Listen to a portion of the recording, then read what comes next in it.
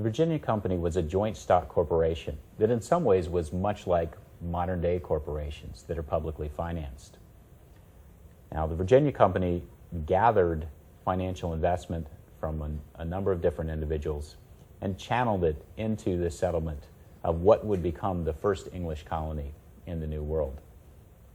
This would be tremendously important over the long run. Although it started small, it set the stage for British settlement in the New World. And in turn, it established patterns which would lead to all sorts of institutions, including representative government in the New World, but also the institution of slavery and many of the patterns of trade that would shape early capitalism. The English saw by 1600 what Spain had won in the New World over the previous century. The Spanish had stolen enough gold and silver from the Aztec and Inca empires to create a massive global empire, one that stretched from the Philippines to the Caribbean to much of South America. The English wanted in on some of the action, and in 1606, King James I granted a charter for the Virginia Company to a group of London investors.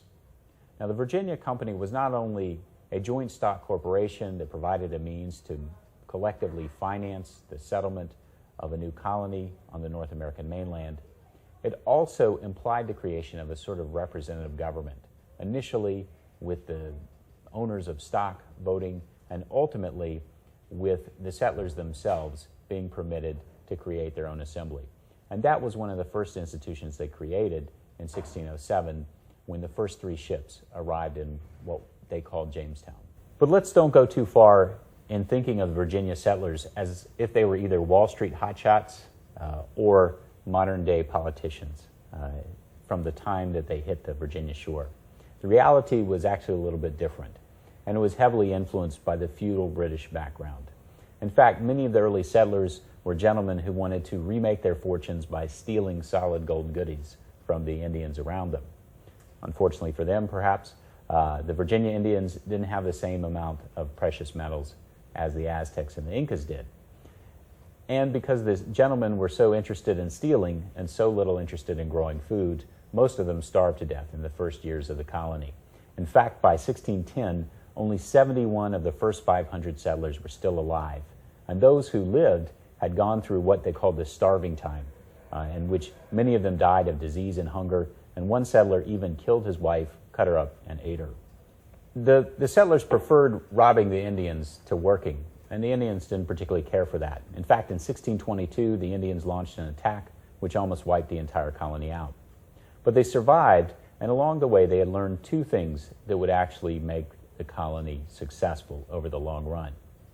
The first was that by growing tobacco, they could produce an export crop that was phenomenally popular in European markets. And the second was that by buying the contracts of indentured servants, immigrants who wanted to come from the Old World to the New World and were willing to promise 5 to 7 years of labor for someone else in order to have their passages paid for. By doing this, they could create a labor force that would grow the tobacco that would make the earliest settlers wealthy. In addition to indentured servitude, in 1619, slavery had also arrived in Virginia. That's when a Dutch ship carrying 20 enslaved Africans appeared in the James River. The 20 Africans were sold to settlers, and although slavery took a while to become entrenched in the Virginia environment, by the late 1600s, it was the dominant form of labor in the tobacco fields. So Virginia set the stage in many ways for British expansion into the New World and for the ultimate patterns of the United States independence. And beyond that, Virginia also set the stage for the development of Western capitalism in some important ways. Now, Virginia established a system of representative government in the British colonies in the New World. It set the stage for that, certainly. And some of that depended on British parliamentary traditions. Some of that also grew out of the joint stock form that was the basis of the Virginia Corporation. Over time, this would become obviously very important in U.S. history. And it's no accident that some of the earliest leaders of the U.S. were Virginia tobacco planters, slave-owning planters. Folks like George Washington, Thomas Jefferson, James Madison. So representative government is one of the legacies of Virginia. But on the other hand, what we can also see is one of the legacies of Virginia, a legacy that would be crucial to the development of Western capitalism and American capitalism specifically, was the institution of slavery as a form of unfree labor that produced plantation commodities. And those plantation commodities would be one of the main sources of revenue in the early capitalist Atlantic world.